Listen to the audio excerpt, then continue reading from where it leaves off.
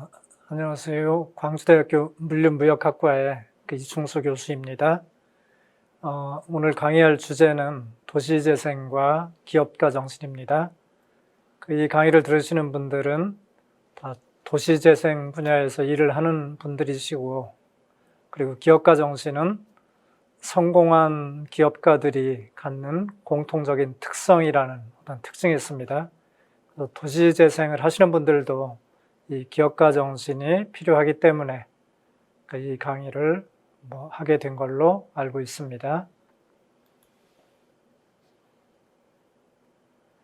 제 소개를 간단히 하면 저는 산업공학을 했고, 그리고 키스트라는 그 연구소에서 한 8년, 9년 정도 그 소프트웨어를 개발하는 일을 했습니다. 2000년부터 그 광주대학교에서 창업 쪽과 그 마케팅 분야를 강의를 하고 있습니다. 그 공학을 전공하다 보니까 공학과 경영학 관련된 이런 분야에서 그 일을 하고 있습니다. 오늘 강의할 목차는 100년 기업의 교훈. 그 도시재생에서도 이렇게 창업하시는 분들이 있는 걸로 알고 있습니다. 창업을 했으면은 그 기업을 오랫동안 운영을 하면서 많은 좋은 일들을 해야 되겠죠. 그래서 100년 기업의 의미는 오래가는 장수 기업의 특징도 있습니다. 이러한 100년 교훈의 교훈, 100년 기업의 교훈, 그리고 기업가 정신의 이해, 도시재생과 기업가 정신 순으로 강의를 진행하겠습니다. 그 강의를 시작하기 전에 먼저 퀴즈를 하나 드려보겠습니다. 여러분들도 한번 생각을 해보세요. 보통 대기업의 평균 수명은 얼마일까요? 여기에 대해서는 이렇게 정답이라고는 없는데 어떤 세계 유수의 잡지에서 포춘지라는 잡지에서, 포춘지는 세계 500대 기업, 200대 기업 이런 기업들을 선정하는 잡지인데, 여기에서 몇 년 전에 세계적으로 대기업의 평균 수명은 40년 정도 되더라 하는 얘기를 했습니다. 그래서 그걸로 기인해서 세계적인 대기업의 평균 수명은 40년이더라 이렇게 생각을 할 수 있겠죠. 그러면 중소기업의 평균 수명은 얼마일까요? 여기에 대해서도 정확한 데이터는 없는데, 일본에서 나온 잡지에 일본 중소기업의 평균 수명은 20년이더라 하는 기사를 본 적이 있습니다. 그래서 이 대기업, 중소기업의 평균 수명은 얼마인지 정확히 나와 있지는 않지만, 세계적으로 대기업의 평균 수명은 40년, 일본 중소기업의 평균 수명은 20년 정도라고 생각을 할 수 있습니다. 그러면 우리나라 대기업, 중소기업의 평균 수명은 세계 평균, 일본 평균보다 낮을 것 같습니까? 높을 것 같습니까? 저는 조금 낮을 거라 이렇게 생각을 합니다. 특히 일본 같은 경우는 이렇게 가업을 승계하는 이런 정신도 있고 이러기 때문에 세계 여러 나라 중에 일본 같은 경우는 평균 수명이 더 긴 나라이거든요. 그런 어떤 대기업, 중소기업의 평균 수명을 생각하시면서 수업을 들어주시기 바랍니다. 자, 그러면은 200년 된 기업은 상당히 오래된 기업이죠. 세계적으로 200년 이상 된 기업들이 있을까요? 여기에 대해서는 이것도 어떤 잡지에서 발표를 했는데 41개국 5,586개라는 얘기를 합니다. 근데 이 데이터도 정확한 데이터가 아니에요. 어떤 나라에서는 상장사만 추리고 어떤 나라에서는 비상장사까지 추리고 이런 식으로 조사를 했기 때문에 정확도는 좀 떨어진다고 할 수 있습니다. 어쨌든 41개국 5,586개 기업 중에 일본 기업이 3,146개로 압도적으로 많습니다. 일본이 이렇게 오래된 기업들이 많은 이유는 일단 가업을 승계하는 문화가 있었죠. 그래서 한 3대만 승계를 해도 100년이 훌쩍 넘습니다. 그리고 일본 같은 경우는 100년 이상 된 기업은 5만여 개가 될 정도로 무지하게 많습니다. 그리고 또 곤고금이라는 세계에서 제일 오래된 기업도 뭐 가지고 있습니다. 그 다음으로 네덜란드는 222개, 상당히 많은 편이죠.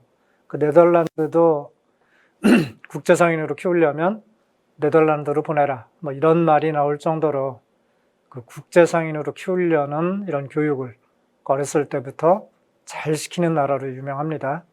그 다음에 프랑스 186, 영국 186, 러시아 149, 중국 58.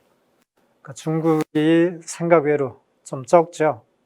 미국 14, 미국도 적죠. 미국이 적은 이유는 뭐겠습니까? 미국이라는 나라 자체가 좀 역사가 짧기 때문에 그러겠죠. 다 좋은데 한국은 그 5,000년 역사를 좀 자랑하는 한국은 200년 이상 된 기업이 하나도 없습니다. 이거 왜 이렇습니까?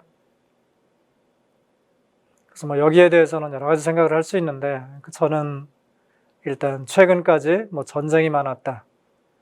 우리가 일제시대가 1945년에 끝났고, 또 6.25, 그 후에 6.25 전쟁까지 있었죠. 그리고 또 일본 사람들은 가까운 나라이긴 한데, 그 사람들이 일제시대 때 한국의 산맥에 길을 통하는 맥 쪽에 쇠파이프를 박을 정도로 좀 한국을 억눌렀던 이런 나라입니다. 이러기 때문에 일제시대 때 잘 나가는 한국 기업이 있으면은 잘 발전하도록 절대 도와주지 않고 좀 안 좋은 쪽으로 이렇게 유도를 했으리라 생각을 합니다. 그리고 또 6.25 전쟁을 맞았고, 이때 당시만 해도 지식이라는 것이 그렇게 중요하지 않을 수 있습니다. 그래서 어떤 공장이라는 인프라, 뭐 이런 것들이 중요했기 때문에 그 공장이 폭탄 맞아서 날아가면은 그 기업은 아무것도 할 수 없는 뭐 이런 상태가 되는 일이 많았기 때문에 저는 그 전쟁을 하나로 꼽을 수 있고, 또 하나는 우리는 정말 안 좋은 어떤 사상이 있었는데 그 산홍공상, 그 선비를 최고로 치고 상 이런 그 장사하는 기업하는 거를 맨 끝으로 놨습니다. 그러다 보니까 잘 나가는 기업을 운영하고 있으면서도 본인들 그 자식들한테는 공부를 시켜서 판검사를 시키는 뭐 이런 일들이 과거에는 많았습니다. 물론 요즘에는 많이 바뀌었습니다. 그래서 그런 연유 때문에 이렇게 오래된 기업들이 좀 존재할 수 없지 않았나 하는 생각을 합니다. 자, 200년 된 기업은 이제 없는 걸로 판명이 됐습니다. 그러면 한국에 100년 된 기업은 있을까요? 그래서 눈 빠른 분들은 이렇게 보이죠? 그러니까 두산이 대한민국에서 제일 오래된 기업입니다. 그러니까 물론 상장사 기준으로 한 겁니다.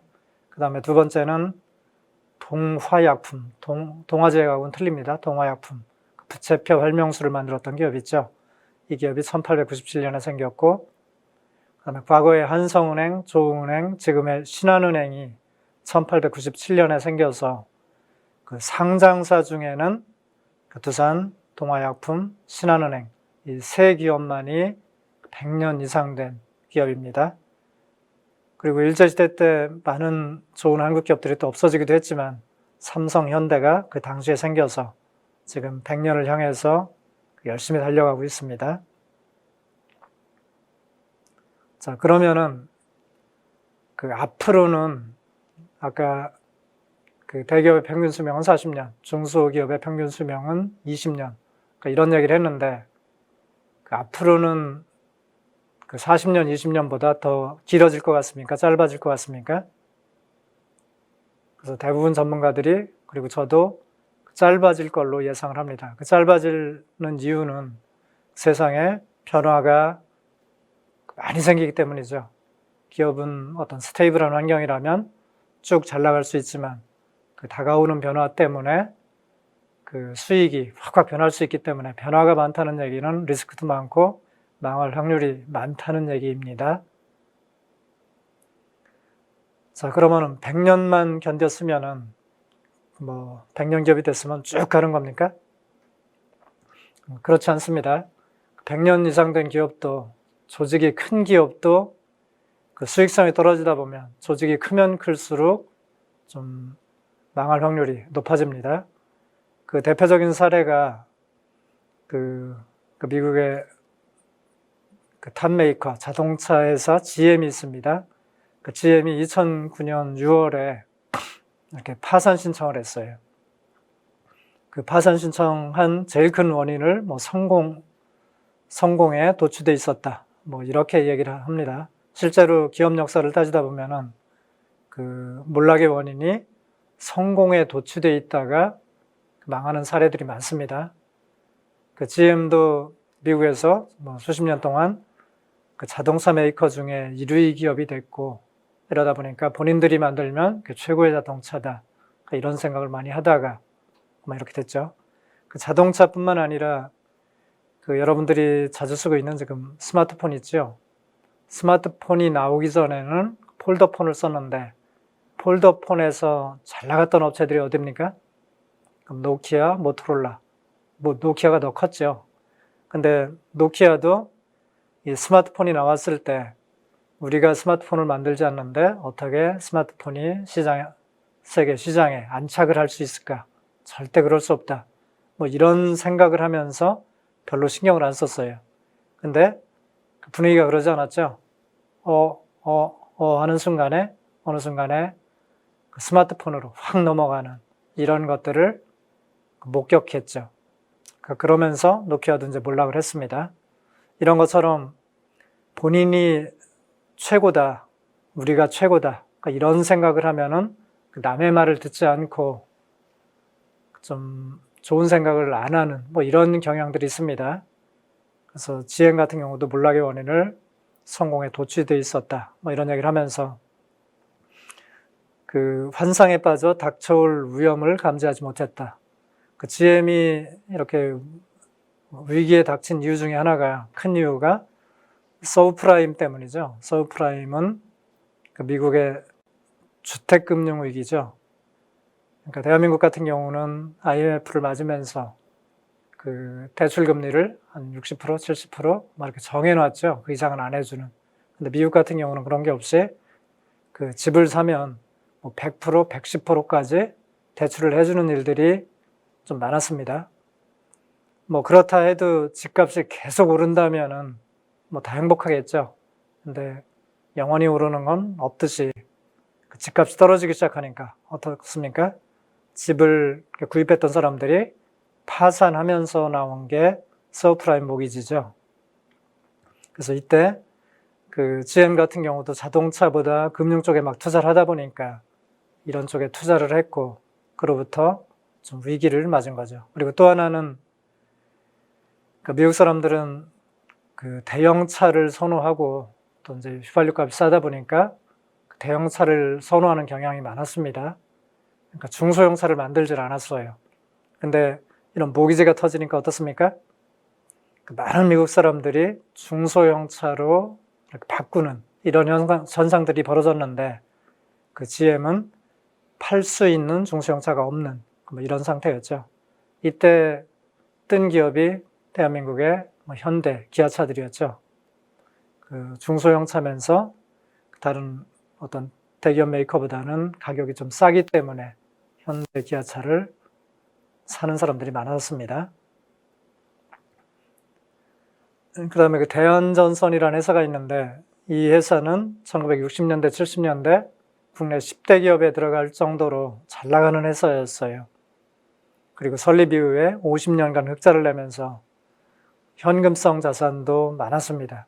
그리고 2000년대 초반에 진로 채권 투자, 남부터미널 부지 수익으로 상당한 수익을 더 거뒀어요.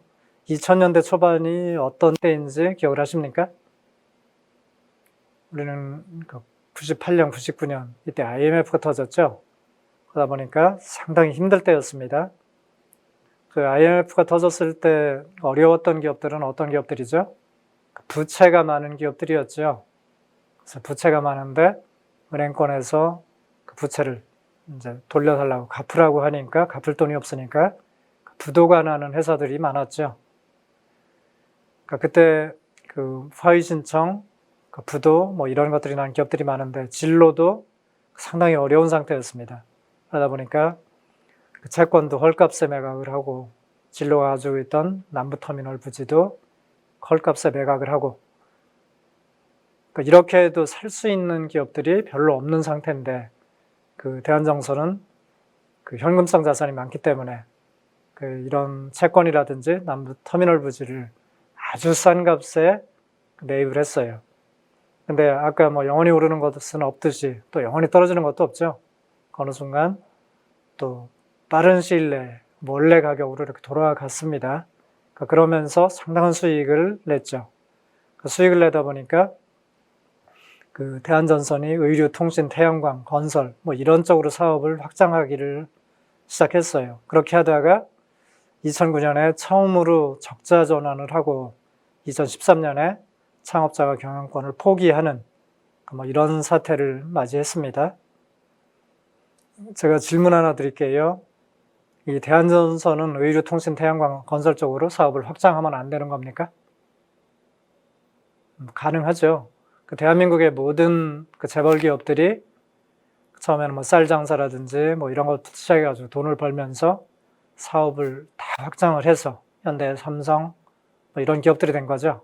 그렇기 때문에 꼭 한 가지만은 할 필요는 없는데 좀 안 좋은 시기에 좀 안 좋은 전략으로 이렇게 사업을 확장하다가 망한 기업들이 많습니다. 대한전선의 실패 사례는 수익을 탐하다가 경영의 본질을 잃었다. 이런 평가를 하고 있습니다. 이 당시에 대한전선하고 어깨를 나란히 하던 기업 중에 하나가 LG전선이 있습니다. LG전선은 지금도 전선업체 쪽에서는 세계 3위를 이룰 정도로 상당히 잘 나가는 기업입니다. 이 대한전선은 이때 당시에 전문 경영인을 썼고 LG 같은 경우는 오너 경영을 했죠. 그래서 이 대한전선 같은 경우는 전문 경영인이 좀 본인의 일속을 챙기는 이런 것도 조금 있었습니다. 그래서 이 사례를 놓고 전문 경영인 체제가 좋으냐, 오너 경영 체제가 좋으냐, 이렇게 물으면 어떻게 대답을 해야 됩니까? 좀 그때그때 다르다고 얘기해야 되겠죠. 전문 경영인 체제는 또 나름대로 장점이 있죠. 전문성 있는 전문가를 영입하면 그것으로부터 얻을 수 있는 시너지 효과들이 많습니다. 오너 경영을 하게 되면 좀 본인 거기 때문에 상당히 신중하겠죠. 그래서 그런 장점들이 있습니다. 또 100년 기업 중에 많은 기업들이 한 가지만 하는 기업들이 많아요. 그 이유는 왜 그러겠습니까? 한 가지만 하는 기업들은 좀 변화가 별로 없다고 생각을 할 수도 있겠죠. 그리고 그 분야에 대해서 잘 알기 때문에 닥쳐오는 어떤 위기도 예측을 해서 좀 넘길 수 있는 이런 환경을 만들어가고 있습니다. 그래서 한 우물을 판 기업들이 100년 기업에 많고, 이 기업들은 장인 정신을 갖고 또 브랜드를 확장하는 일보다는 좀 좋은 제품에 치중하는 이런 경향들이 있습니다. 샘소나이트 많이 들어보셨죠? 가방 하나로 100년 이상을 사업을 영위하고 있습니다. 몽블랑 만년필 하나로 사업을 하고 있습니다. 뉴발란스 신발 하나로, 실리 침대 하나로. 그래서 침대 하나, 신발 하나로 10년만 해도 전문가 도사 소리 들을 수 있죠.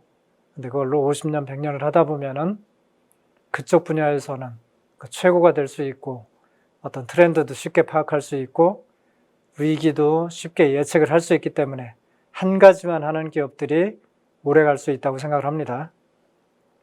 그리고 실제로 100년 기업 중에 많은 기업들이 한 가지만 하는 기업들이 많습니다.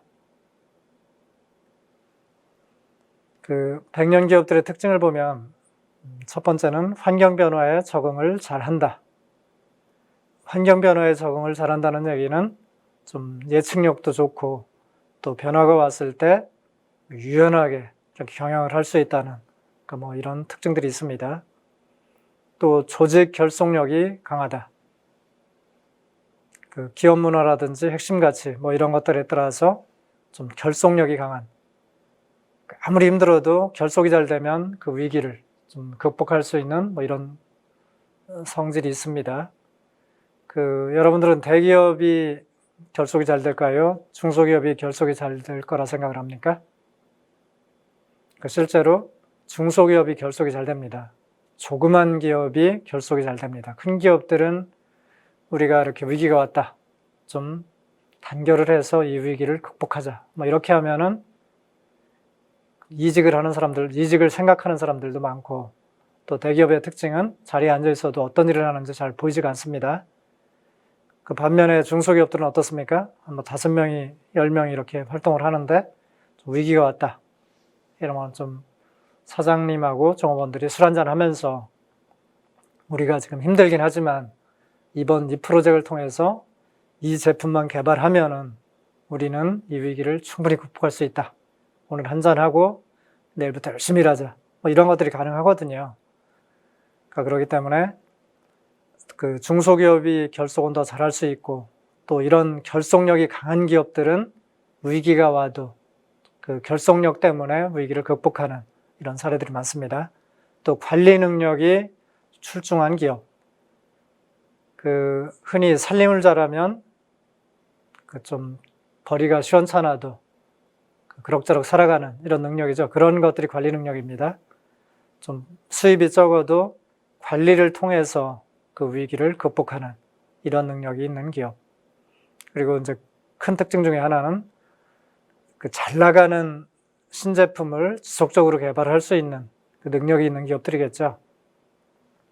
신제품은 누구나 만들 수 있지만 잘 팔릴 수 있는 신제품은 쉽지가 않습니다. 그래서 이런 잘 팔리는 신제품을 지속적으로 개발할 수 있는 기업. 그 다음에 윤리 경영을 하며 사회적 책임을 다하는 기업. 윤리라는 것이 여러분들이 쉬울 수도 있지만 좀 기업에서는 어렵습니다. 예를 들어 코카콜라 직원이 코카콜라 복장을 하고 자판기에서 코카콜라를 막 끄집어내려고 하는데 다 매진이 됐어요. 근데 펩시콜라는 있길래 펩시콜라를 꺼내서 사서 마시고 있는데, 벌컥벌컥 마시고 있는데 누군가 그걸 사진을 찍어가지고 인터넷에 올렸어요. 어떻습니까? 코카콜라 복장을 하고 펩시콜라를 먹고 있으면 펩시콜라에서는 홍보하기도 좋죠. 코카콜라 직원도 펩시를 먹는다. 그것이 또 사진이 돌고 돌아서 코카콜라 사장도 그거를 보게 됐어요. 그럼 사장은 이걸 어떻게 해야 될까요? 이게 실제 사례인데 좀 징계를 좀 준 걸로 알고 있습니다. 그 회사의 복장을 입고 있는 상태에서는 이런 것들을 좀 조심해야 된다. 이런 것도 있고. 근데 이런 것들이 좀 어떤 법적으로 판단하기는 힘들고 좀 판단하기 힘든 게 있죠. 또 미국의 어떤 마트에서, 지하에 있는 마트인데 시간은 8시쯤 됐는데 갑자기 정전이 됐어요. 손님들이 많이 들어와 있는 상태인데 정전이 됐습니다. 그러니까 이때 종업원이 한전 비슷한 곳에 이제 열심히 전화를 해봤어요. 그러니까 2시간 이내에는 복구가 절대 안 된다고. 그러니까 빨리 복구해도 2시간 걸린다. 그러니까 이런 판단을, 의사결정을, 얘기를 전달받은 거죠. 이 상태에서 종업원이 할 수 있는 어떤 의사결정은 뭐가 있겠습니까? 들고 있는 물건을 그대로 내려놓으시고 이쪽으로 나와 주십시오. 돌아가 주십시오. 이런 의사결정을 할 수 있죠. 또 하나는 지금 들고 있는 물건들은 그대로 가져가시고 그 대금은 나중에 편할 때 오셔서 지불을 해 주십시오. 그러니까 이런 결정들이 좀 일반적이겠죠. 근데 이 종업원은 그렇게 안 하고 이렇게 얘기했어요. 지금 들고 있는 물건들을 다 그대로 가져가시고 그 대금은 주변에 좀 불우한 이웃을 위해 사용을 하십시오. 이렇게 얘기를 했습니다. 이게 어떻게 해석을 하다 보면 이 직원은 징계감이에요. 본인이 사장 허락도 없이 그냥 마음대로 했잖아요. 근데 어쨌든 그런 일이 있었고 그 다음 날 회사에 막 기자들이 막 달려오는 거예요. 이렇게 한 게 사실입니까? 이게 기업 방침입니까? 막 이런 인터뷰를 직원하고 쫙 했어요.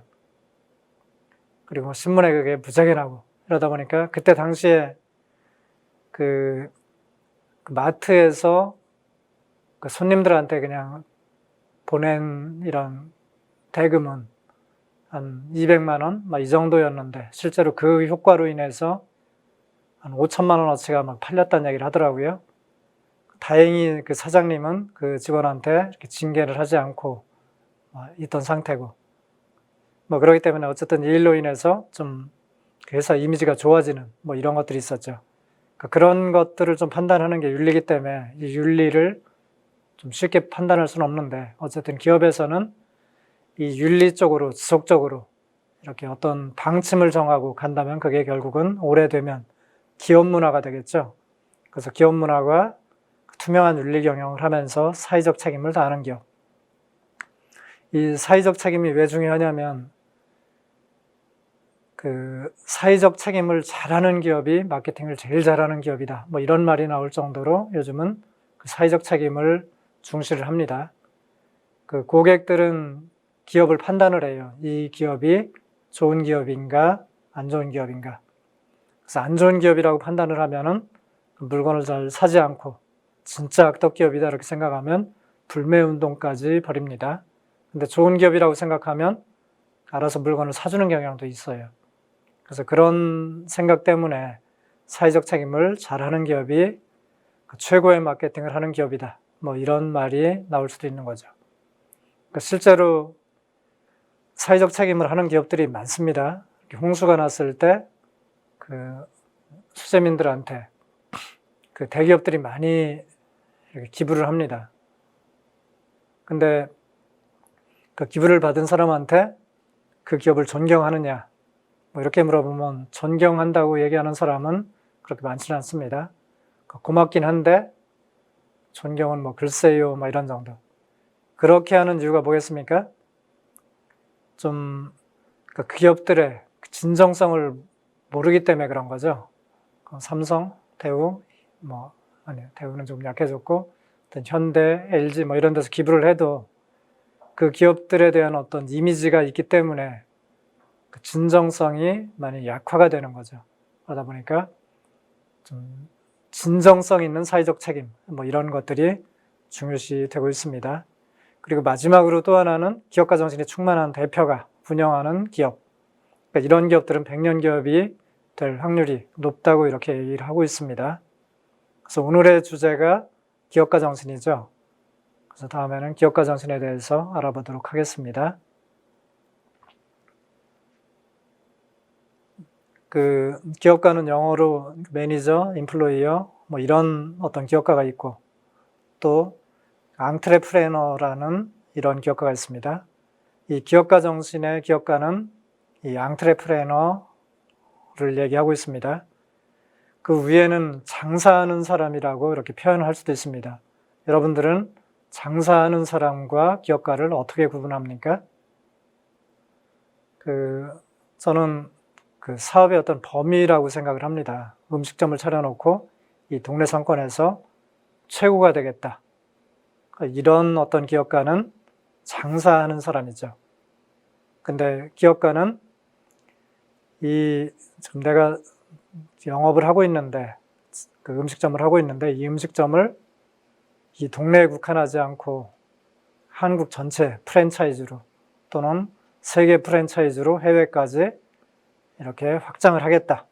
이런 생각을 하는 사람은 기업가라고 생각할 수 있습니다. 여러분들도 장사하는 사람과 기업가를 구분할 수 있겠죠. 그래서 이 앙트레프레너는 무언가를 창조해내는 것에 에너지와 재능을 쓰는 것을 즐거워하고 어려움을 피하지 않고 변화를 모색하며 늘 혁신을 일으키는 사람이라고 이렇게 정의를 하고 있습니다. 기업가 정신에 대해서 얘기한 사람이 많습니다.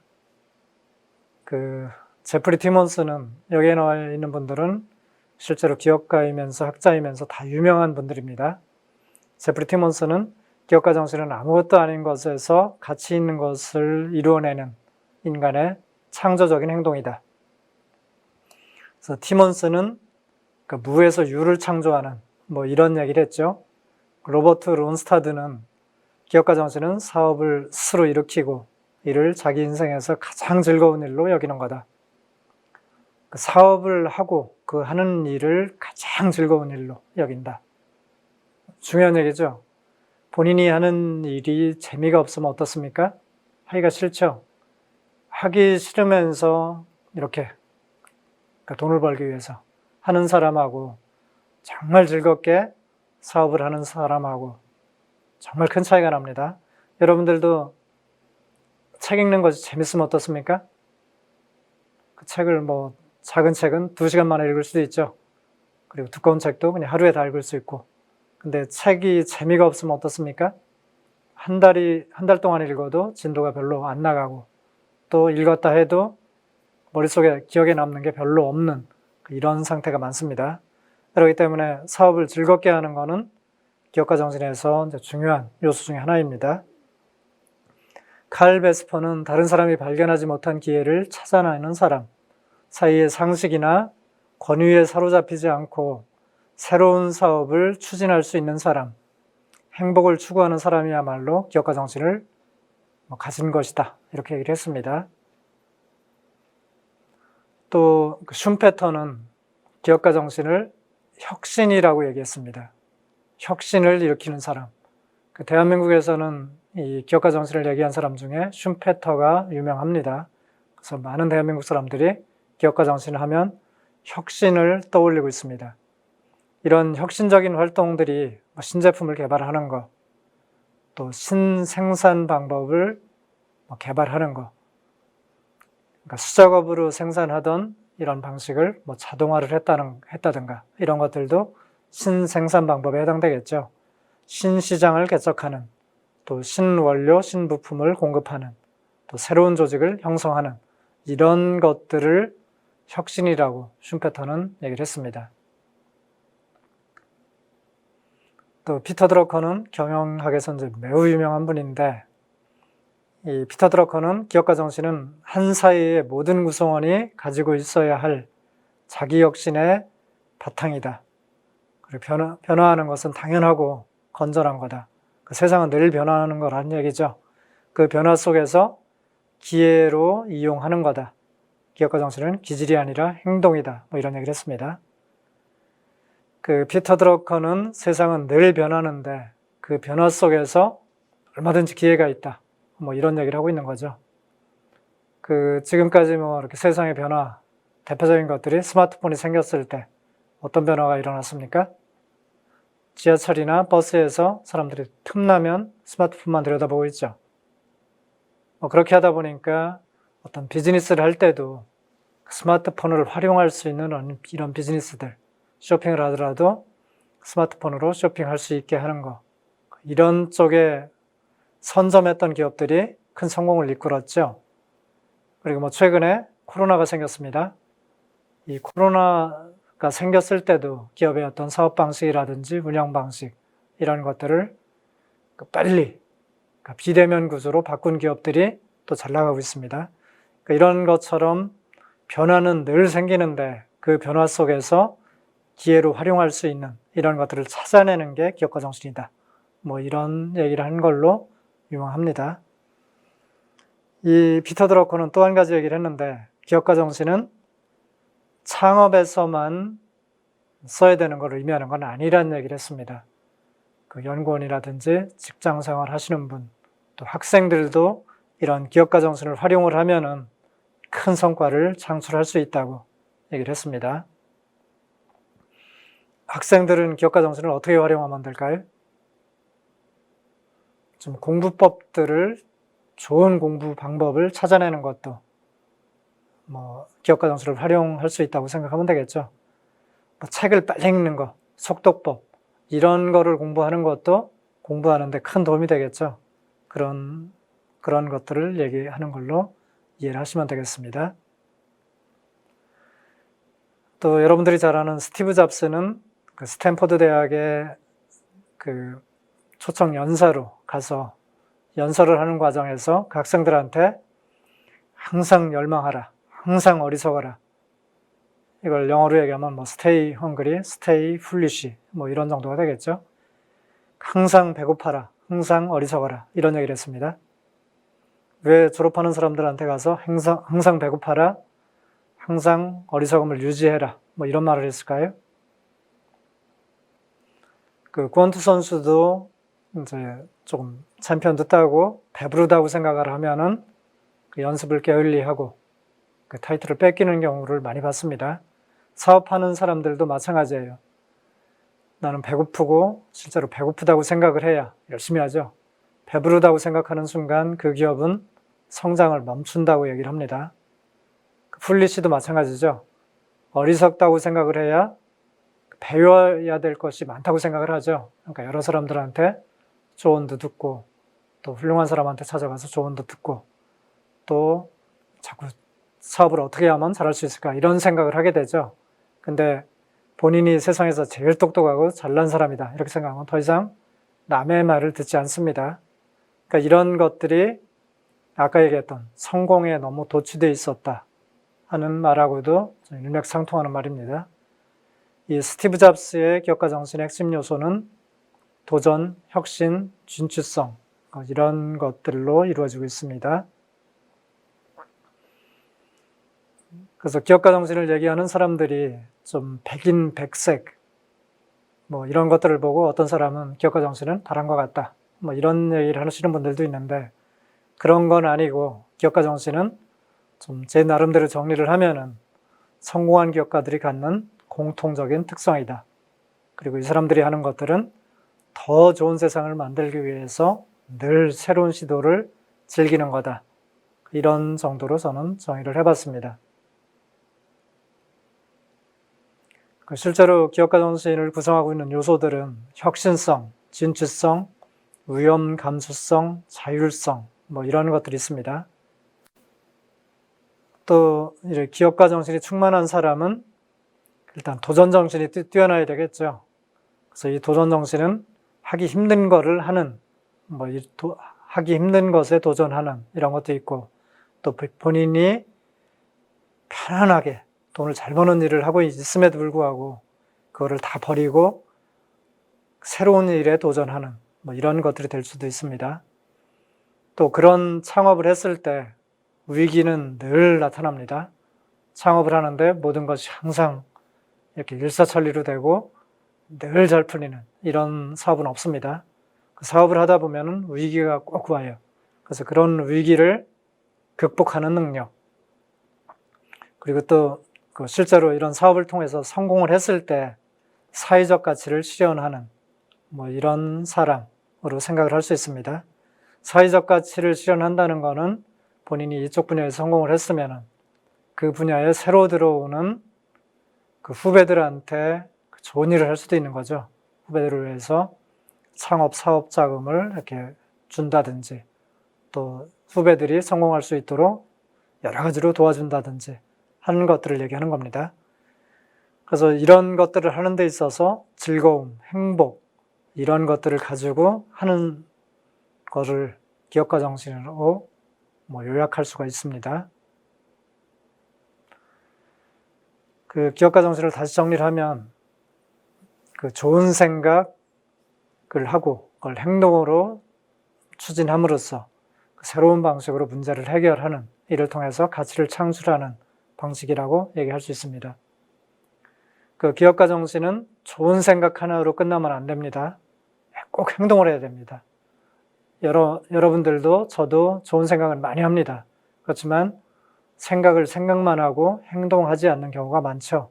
근데 기업가 정신이 충만한 사람은 이런 좋은 생각이 났을 때 그거를 꼭 행동으로 행동하는 이런 특성들이 있습니다. 밑에 나와 있는 백열 전구를 만든 에디슨, 그러니까 수천 번의 실패를 통해 가지고 백열 전구를 만들어냈습니다.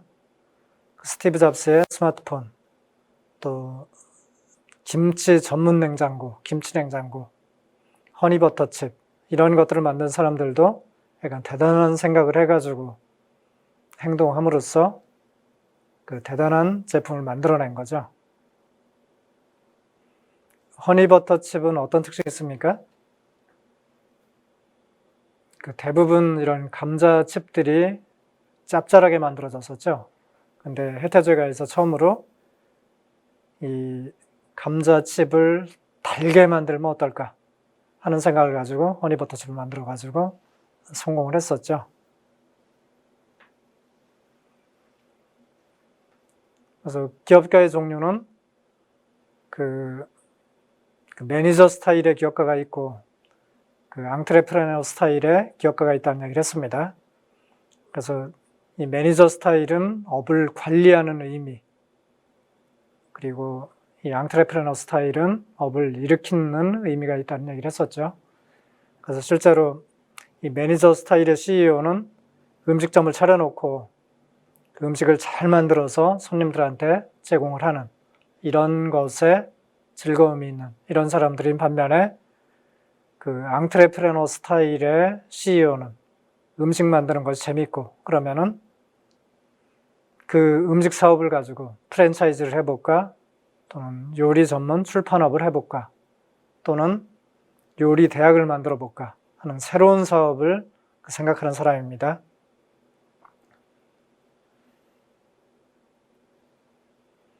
그 기업가 정신은 여러분들이 기업가 정신을 어떻게 생각했든 기업가 정신은 여러분들이 생각한 것보다 좀 더 큰 개념의 정신이라고 생각을 하면 됩니다. 여기서는 기업가 정신을 사회 변화와 발전의 핵심 동력이라고 얘기하고 있습니다. 변화와 혁신을 통해 새로운 가치를 창출하려는 기업가 정신이 약해지는 때부터 사회는 쇠락의 길을 걷는다. 반대로 얘기하면 그 기업가 정신이 충만한 기업가들이 많이 나타나면 사회는 발전한다는 얘기겠죠. 피터 드러커가 이런 얘기를 했습니다. 한국은 기업가 정신이 매우 강한 나라다. 근데 이 얘기를 가만히 생각을 해보면 피터 드러커는 옛날 사람이죠. 이 사람이 한국에서 본 거는 아마 현대나 삼성의 이병철 회장, 정주영 회장을 보지 않았을까 생각합니다. 그래서 그때는 정말 기업가 정신이 충만한 기업가들이 많았죠. 요즘에 한국에서도 기업가 정신이 괜찮은 사람들이 나타나긴 하지만 그때보다는 못하다는 얘기를 많이 듣고 있습니다. 그 안드리센 호르비츠라는 투자 회사가 있습니다. 이 회사는 해마다 한 2,355개 정도의 사업 제안서를 받아요. 사업 계획서를 받아서 그 중에 한 24개 정도만 투자를 한다고 합니다. 1%죠. 그러니까 2,355개를 받아서 24개, 그러니까 1%만 투자를 한다고 해요. 근데 이 회사가 유명해진 이유는 잘 나가는 회사들한테 많이 투자를 했어요. 페이스북도 이 ANH에 투자를 받았고, 우버도 ANH에 투자를 받았고, 이러다 보니까 사람들이 이 ANH의 투자 기준은 뭔가 이렇게 잘 살펴보기를 시작했습니다. 투자를 할 때 투자자들이 보는 건 많습니다. 아이디어, 시장이 얼마나 크냐, 또 기업가가 어떤 사람이냐, 또 비즈니스 모델이 어떤 건가, 이런 것들을 보고 투자하죠. 근데 이 ANH는 기업가를 가장 크게 봤다고 합니다. 그래서 밑에 그림 나오는 것처럼 그 어항에서 물고기가 뛰쳐나가면 어떻게 되겠습니까? 바깥에 물이 없으면 죽을 수도 있겠죠. 그러니까 그런 용기, 잘못하면 폭삭 망할 수도 있는데 그럼에도 불구하고 도전하는 용기, 그 다음에 총명함, 그리고 좋은 아이디어, 이걸 가지고 있는 기업가를 가장 중요하게 생각했다는 얘기입니다.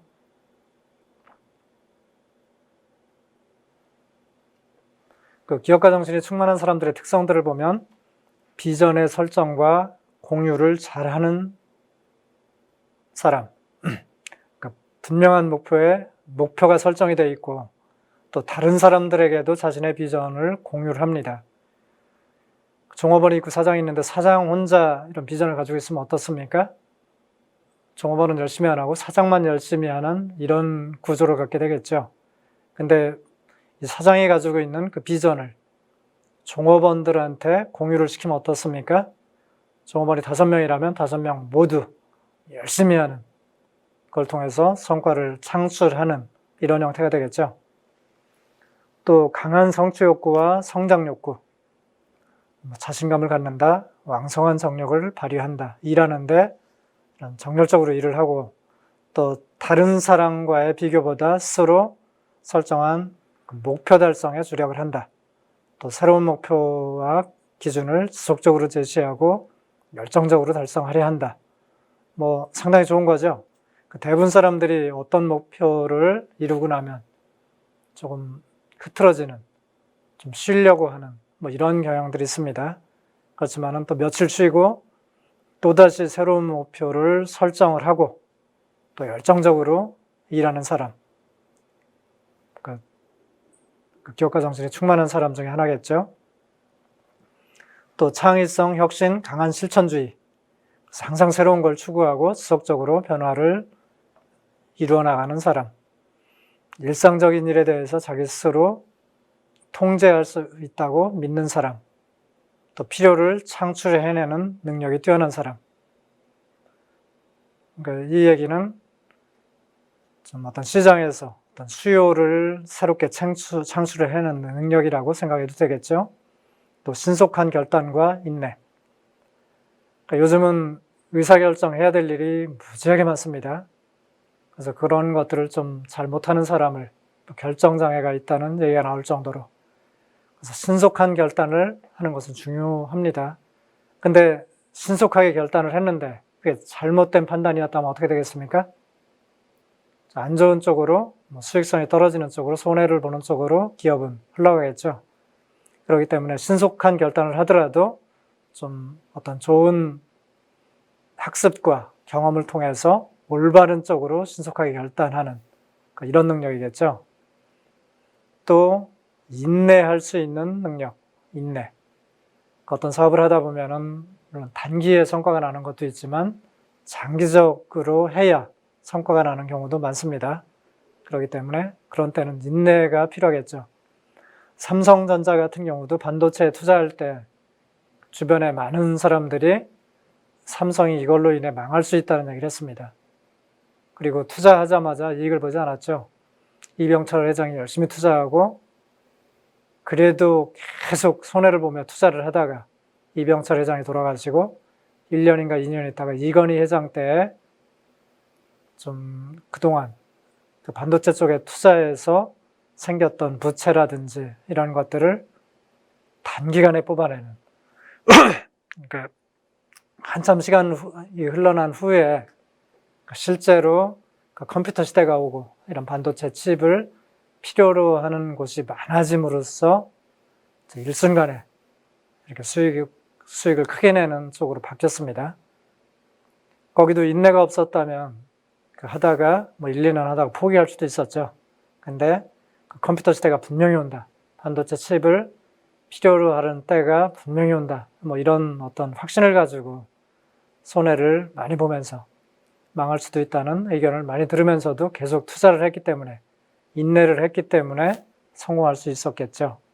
그래서 신속한 결단, 인내, 기업가 정신한테 중요한 요소입니다. 또 고도의 정직성과 신용. 정치인들한테도 이런 정직성, 신용이 중요하겠지만 특히 기업하는 사람한테 정직성, 신용은 매우 중요하겠죠. 성공한 기업가들한테 당신의 성공 요인은 뭡니까? 이렇게 물어봤을 때 나를 도와주는 사람들이 많았습니다. 이렇게 얘기하는 사람이 많습니다. 괜히 이 사람을 도와줬겠습니까? 좀 이 사람이 정직하고 신용이 있고 좀 믿을 만한 사람이라고 생각을 했기 때문에 이 사람을 좀 도와줬겠죠. 또 낙관적인 자세와 유머 감각, 이것도 기업가한테 중요한 항목이 되겠죠. 또 주도적이고 책임감이 강한, 또 계산된 위험의 감수와 공유. 계산된 위험이라는 거는 좀 사업하는 것 자체가 불확실한데 좀 자꾸 예측을 하면서 이런 일이 벌어지면 나는 이렇게 행동을 해야 되겠다 하는 것이 계산된 위험이겠죠. 그래서 어떤 예측력을 발휘하는 거라고도 얘기할 수 있습니다. 또 게임 메이커처럼 행동하는 사람. 독불장군식으로 일하기보다는 열의에 가득 찬 팀을 만들어 공동으로 일을 추진하는, 또 고객 자신, 후원자, 그러니까 모두를 만족시키는 이런 게임 메이커. 혼자 영웅이 되기보다는 관리자 및 부하를 같이 영웅으로 만드는 사람. 이런 사람들이 게임 메이커죠. 또 피드백의 활용과 실패에 대한 적절한 관리를 할 수 있는 사람. 그래서 피드백은 잘 활용을 해야 됩니다. 고객이 말하는 그 피드백 매우 중요하죠. 그런 것들을 적절히 잘 활용을 해야 되고, 또 실패를 했더라도 실패로부터 좋은 교훈을 얻어야 됩니다. 이스라엘도 창업 초기에는 창업 국가로 유명해진 나라인데, 이스라엘은 실제로 성공한 기업가들이 많아가지고 창업 펀드들이 많아요. 그러다 보니까 이스라엘에서는 똑똑한 사람들이 의사, 판검사가 되려고 하기보다는 창업 쪽에 뛰어드는 사람들이 많습니다.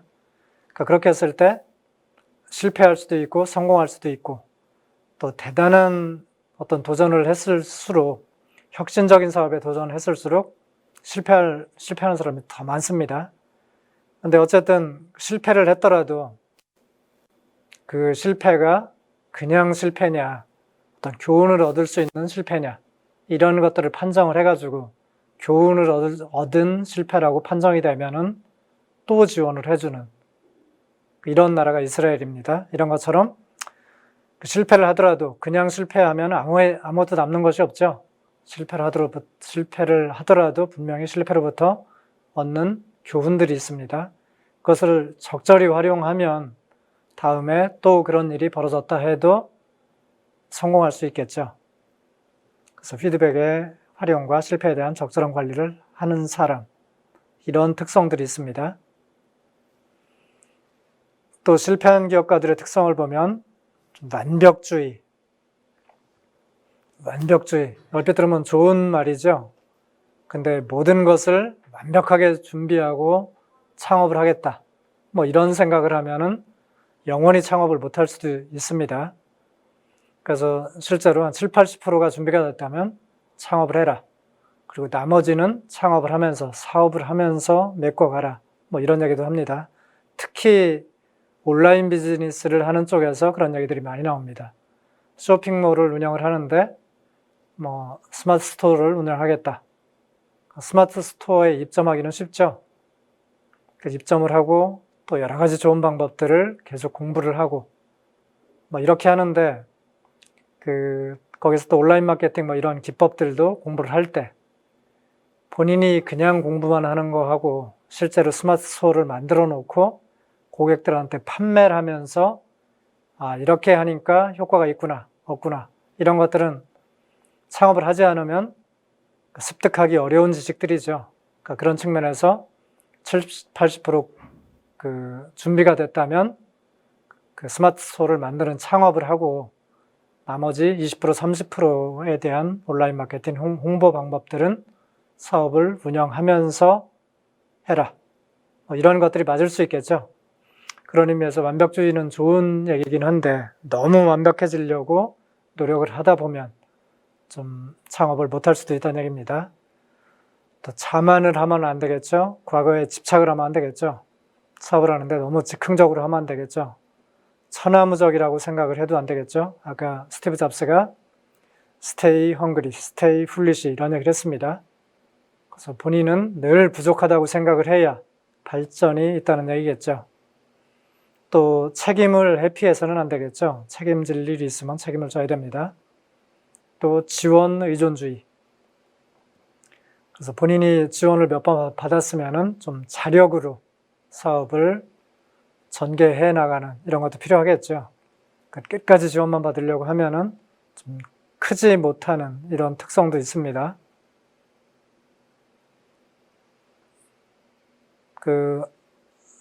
돈 버는 것이 기업가의 가장 큰 창업 목적이다. 맞는 것 같습니까? 그렇지 않습니다. 돈 버는 것이 기업하는 가장 큰 목적은 아니고, 대부분 사람들이 어떤 사회에 기여하려는 뭐 이런 정신이 더 큽니다. 실제로 창업 초기에는 돈 버는 것이 목적이었다 해도 어느 정도 규모가 갖춰지면 돈 버는 것이 가장 큰 목적이 아니라 고용 창출이라든지 사회 기여 쪽, 이쪽으로 바뀌는 경향도 많습니다. 또 성공하는 기업가는 권모술수에 능하다. 이 말은 맞는 말인 것 같습니까? 권모술수 자체가 그렇게 좋은 단어는 아니죠. 술수를 잘 쓴다는 것이 좀 좋은 단어는 아닙니다. 권모술수를 잘 쓰면은 단기성 게임에는 잘해요. 한 게임만 하는 게임에서는 이길 확률이 높습니다. 왜냐하면 권모술수를 잘 쓰기 때문에. 근데 장기적인 사업에서는 권모술수를 잘 쓰는 사람은 어떻습니까? 피하는 경향이 있죠. 근데 여러분들이 창업을 했다는 얘기는 그 창업을 평생 해야 될지도 모르는 이런 사업을 시작했다는 겁니다. 근데 내가 사업을 하는데 저 사람하고 권모술수를 잘 쓰는 A라는 사람하고 사업을 하면은 꼭 손해를 봐. 다른 사람들도 A하고 거래를 하면 꼭 손해를 봐. 근데 그런 거래를 하는데 꼭 손해를 보는 그런 사람하고 거래하려고 하겠습니까? 몇 번 하다가 그 사람의 스타일을 알면은 피하게 되겠죠. 그래서 권모술수에 능한 사람은 단기성 게임에는 강하지만 실제로 창업 같은 평생 해야 되는 이런 사업을 하는 사람들한테는 안 어울립니다. 사업을 하려면 사람 만나고 거래를 해야 되는데 다른 사람들이 다 피한다면 어떻게 되겠습니까? 사업을 할 수 없겠죠.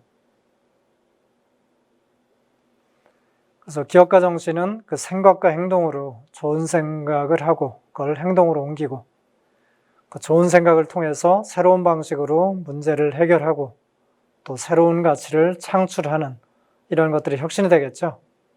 이런 것들을 잘하는 정신이라고 생각을 하면 됩니다. 그래서 어쨌든 기업가 정신은 생각보다는 그 새로운 방식으로 실천하는 행동이다. 이 행동이 강하다고 생각을 할 수 있습니다. 여기 이노베이션 매트릭스가 있는데 그 가로측은 창조성이 약하다, 높다. 세로측은 도전성이 약하다, 높다. 뭐 이렇게 되겠죠. 이 꿈꾸는 사람에 있는 영역은 어떻습니까? 그 창조성은 강한데 실천을 하는 거죠. 도전을 하지 않는 거죠. 그 꿈만 꾸다 끝나는 사람이죠. 여기 창조성도 낮고 도전성도 낮은 사람은 어떻습니까? 그냥 아무것도 안 하는 거죠. 좋은 생각도 안 하고 도전도 안 하고. 도전하는 사람 쪽 영역은 어떻습니까? 창조성은 별로 안 좋은데 도전성은 높죠. 그러니까 안 좋은 아이디어로 자꾸 도전하는 사람. 뭐 이런 쪽 영역이 되겠죠. 실제로 어떤 혁신가의 영역은 창조성도 높고 도전성도 높은 이 이노베이터, 창조적 도전에 해당되겠죠. 여러분들이 생각을 해봐도 이렇게 창조적 도전 쪽에 도전을 하면 실패를 할 확률이 높습니까? 성공을 할 확률이 높습니까? 당연히 실패하는 사람들이 많겠죠. 이렇게 아주 힘든 쪽에 창조적 도전을 했는데 그게 성공하기가 쉽겠습니까? 실패하는 사람들이 당연히 많겠죠. 그래서 미국 같은 경우는 성공한 창업자들이 한 2.8번 정도 실패를 하고 세 번째 도전을 해서 성공하는 사람들이 많다고 합니다. 2.8회 만에 성공하는 사람들이 많다고 합니다. 그 얘기는 뭐예요? 창업하자마자 이렇게 성공하는 사람들은 별로 없고 한 2.8회 정도 실패를 하고 또 실패를 통해서 교훈을 얻고 이렇게 성공한다는 얘기겠죠.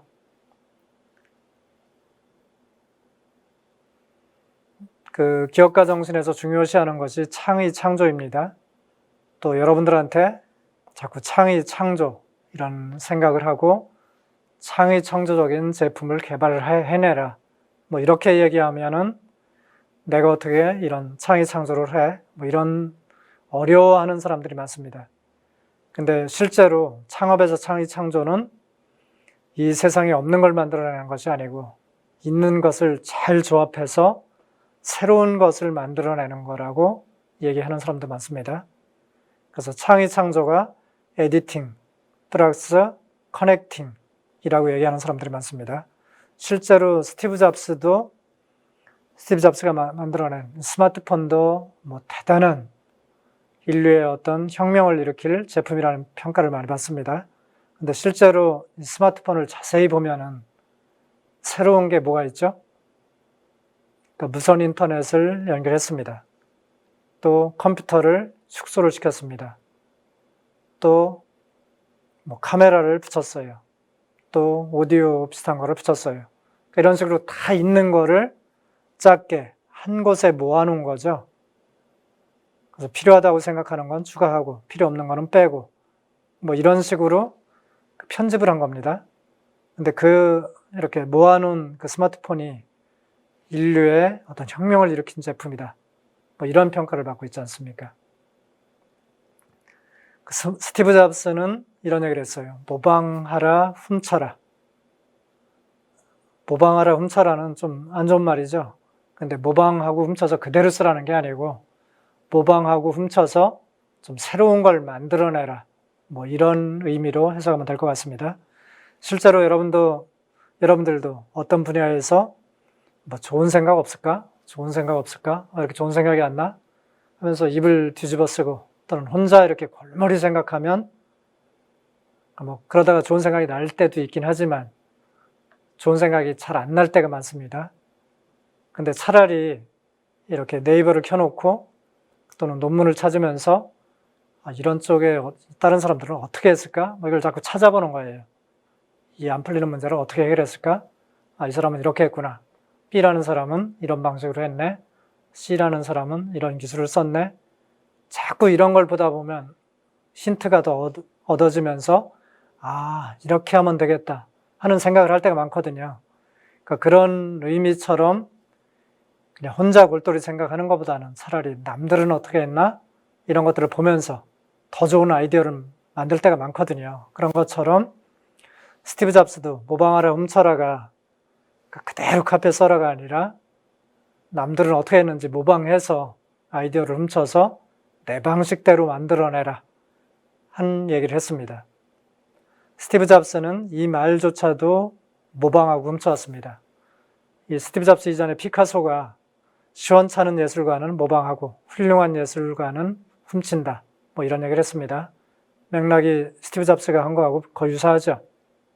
피카소가 오래된 사람이니까 피카소의 말을 모방한 거죠. 또 성경에도 이 세상 아래 새로운 것은 하나도 없다. 커피 퍼거슨이라는 사람도 이 세상에 오리지널은 없다. 모두 리믹스다. 이런 얘기를 했습니다. 그러니까 그런 것처럼 창조를 이제부터는 어려워하지 말고 그러니까 있는 것을 잘 조합하고 다른 분야에서 쓰이는 것을 내 분야로 끌어오고 뭐 이런 것들이 필요한 거죠. 그런 대표적인 예가 뭐 에어비앤비, 우버 뭐 이런 것들을 생각할 수 있겠죠. 그러니까 그런 것들이 다 서로 같은 아이디어를 이렇게 숙소 쪽에 모방을 한 거고 자동차 쪽에 모방한 것이 에어비앤비, 우버 뭐 이런 쪽으로 나타나겠죠. 그래서 기업가 정신은 경제 성장의 원동력이다. 뭐 이런 얘기를 하고 있습니다. 경제 호황기에는 다수의 앙트레프레너들이 출현할 때우며 반면 대단한 앙트레프레너들이 없어지고 기업이 관료화될 때 불황기가 온다 하는 얘기를 하고 있습니다. 도시재생 쪽에서도 스타트업 창업 기업들이 많이 생겨나고 있습니다. 도시재생 속에서도 도시재생을 할 때 다양한 시도를 통해 새로운 가치를 만들어내야 된다는 이런 컨셉 속에서는 이 도시재생에서도 기업가 정신이 매우 필요한 분야입니다. 도시재생 스타트업의 비즈니스 유형들은 일단 공간을 잘 운영해야 되는 이런 공간 운영 쪽, 또 그 도시의 어떤 활성화를 시키기 위해서 프로그램 기획, 공간 설계, 컨텐츠 기획, 제작, 지역 조사 연구, 또 이쪽에 들어와서 유통점을 운영하는 뭐 이런 쪽 분야로 스타트업들이 많이 생겨나고 있습니다. 그 도시재생 속에서도 이렇게 기업가 정신은 좀 지역을 연대하는 것, 또 예술가의 감성을 활용하는, 또 사업가의 근성, 그리고 이런 일들을 할 때 행복과 감동을 추구하는 이런 기업가 정신이 매우 필요하다고 생각을 합니다. 도시재생 기업가 정신에서도 도전 정신이 매우 중요합니다. 어떤 사업계획서를 평가할 때 그 사업계획서 내용을 보고 평가위원들이, 보는 사람들이 이 아이디어는 괜찮다, 이 사업은 괜찮다, 이 사업은 크게 성공할 것 같다, 이렇게 평가하는 사업들은 실제로 현실에서 크게 성공하지 못하는 경우가 많습니다. 근데 거꾸로 평가하는 사람들이 또는 듣는 사람들이 아니 어떻게 이렇게 바보 같은 생각을 할 수 있어? 이게 사업이 될 것 같아? 이런 평을 하는 그 아이디어가, 계획서가 실제로 크게 성공하는 경우가 많습니다. 실제로 에어비앤비도 그런 아이디어를 냈을 때 듣는 사람들이 지금 호텔, 모텔, 콘도 이런 숙소들이 얼마나 많은데 일부 공간을 이렇게 빌려줘가지고 사업이 되겠어? 이런 얘기들을 많이 하면서 안 될 거라 했습니다. 실제로 어떻습니까? 지금 세계적인 어떤 호텔 체인보다 더 큰 기업이 됐죠. 그 우버라는 자동차 회사도 마찬가지예요. 그런 얘기를 했을 때 자동차가 이렇게 많은데 누가 그걸 쓰겠어? 하겠어? 이런 얘기를 했는데 실제로 우버도 지금 GM이나 어떤 세계적인 자동차 메이커보다 더 커진 상태입니다. 그렇기 때문에 남들이 다 하기 어렵다고 하는 거를 실제로 이렇게 도전하는 이런 도전 정신들이 필요하고, 또 그런 사업들을 하다 보면 위기들이 늘 나타납니다. 그래서 이런 위기들을 비즈니스 모델을 잘 개선을 해서, 그리고 또 같이 일하는 사람들을 리더십을 통해 가지고 잘 같이 일할 수 있게 만들어주고, 또 자금이 필요할 때 투자를 받는 이런 능력들이 위기 극복 능력이 되겠죠. 그런 것들을 잘 활용하고 그를 통해서 결국은 사회적 가치를 실현하는 이런 것들이 그 도시재생 기업가 정신에서 중요할 걸로 생각을 합니다. 마지막 페이지입니다. 빌 게이츠는 나는 힘센 강자도 아니고 뇌가 뛰어난 천재도 아니다. 날마다 새롭게 변했을 뿐이다. 이것이 나의 성공 비결이라고 얘기했습니다. 변화에 기회가 있다고 얘기를 했습니다. 앞에서 피터 드러커도 변화 속에 기회가 있다는 얘기를 했었죠. 그 피터 드러커가 얘기한 변화는 세상의 변화였어요. 근데 지금 빌 게이츠가 말하고 있는 변화는 어떤 변화입니까? 내가 변하는 거죠. 나의 변화죠.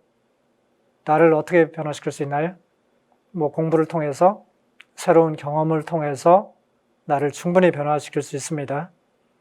그래서 피터 드러커의 변화도 중요하고 이 빌 게이츠의 변화도 중요한데, 저는 이 빌 게이츠처럼 나를 변화시키는 이 변화가 더 중요하다고 생각을 합니다.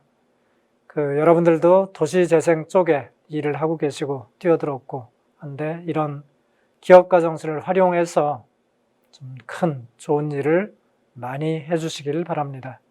강의를 들어주셔서 감사합니다.